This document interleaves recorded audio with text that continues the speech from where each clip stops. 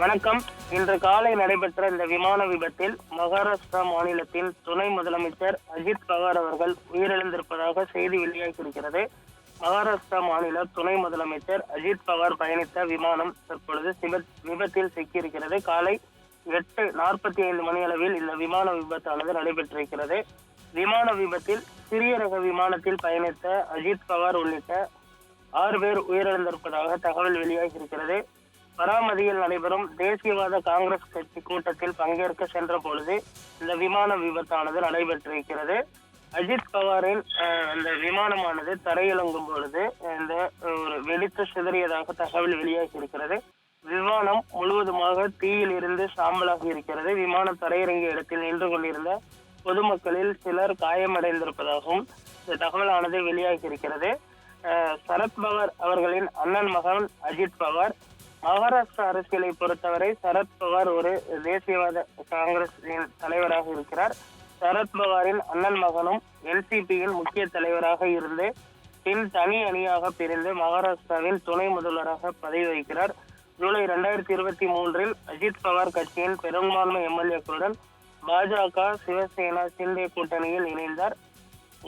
இந்த நிலையில் தற்பொழுது தனி அணியாக செயல்பட்டாலும் 2024-25 மீண்டும் ஒன்றிணைவது குறித்த யூகங்கள் மற்றும் சந்திப்புகள் அவ்வப்போது நடைபெற்று வருவது குறிப்பிடத்தக்கது. இந்த நிலையில் அஜித் பவார் அவர்கள் உயிரிழந்திருப்பது அதிர்ச்சி தரக்கூடிய ஒரு செய்தியாக தற்பொழுது தேசிய அரசியலில் மட்டுமல்லாது இந்தியா முழுவதும் எழுந்திருப்பதும் குறிப்பிடத்தக்கது.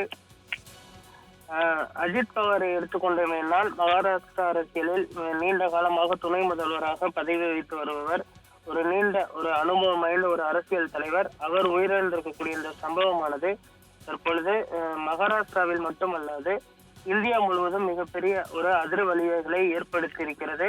கடந்த முறை பார்த்தோமேனால் சரத்பவாருடன் ஏற்பட்ட அந்த மோதல் போக்கு காரணமாக அவர் அந்த கட்சியில் இருந்து விலகி அஜித் பவார் தனி பிரிவாக செயல்பட தொடங்கினார். அதற்கு பின்பு பாஜக சிண்டே தலைமையிலான கூட்டணியில் இணைந்து துணை முதல்வராக பதவி வகித்தவர் என்பது குறிப்பிடத்தக்கது. இந்த நிலையில் சரத்பவார் அவர்களுடைய மறைவிற்கு அமித்ஷா மற்றும் பிரதமர் நரேந்திர மோடி உள்ளிட்ட தலைவர்கள் இரங்கல் தெரிவித்திருப்பதும் குறிப்பிடத்தக்கது. அவருடைய மறைவிற்கு நேரில் சென்று அஞ்சலி செலுத்துவதற்கும் தற்பொழுது தயாராகி வருகின்றனர். சரத்பவார் அவர்களுடன் தொடர்ந்து பயணித்த வந்தவர் அஜித் பவார். அஜித் பவார் பார்த்தோம்னால் மகாராஷ்டிரா அரசியலை பொறுத்தவரை ஒரு நீண்ட அனுபவம் வாய்ந்த ஒரு தலைவர். சரத்பவாரின் மூத்த சகோதரர் ஆனந்த் ராவ் என்பவரின் மகன்தான் இந்த அஜித் பவார். 2009 ஆண்டு வரை சரத்பவார் பிறகு தேசியவாத காங்கிரஸ் கட்சியின் அடுத்த தலைவராக இவர்தான் வருவார் என்று சொல்லப்பட்டது.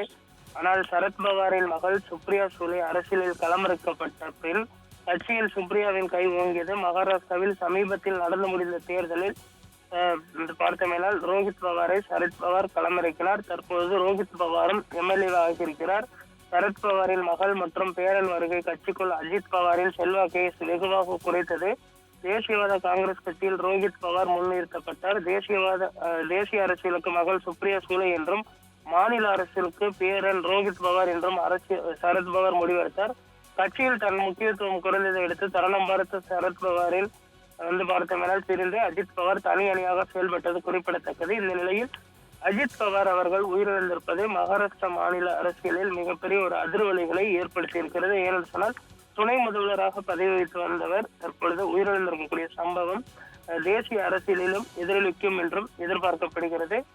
அடுத்த துணை முதலமைச்சராக பாஜக யாரை நியமிக்கப் போகிறது, அதே போன்று அஜித் பவார் அவர்களுடைய இடத்தை நிரப்ப போவதாக அடுத்த தலைவர் யார் என்ற ஒரு கேள்வியும் யூகங்களும் எழுந்திருப்பதும் குறிப்பிடத்தக்கது.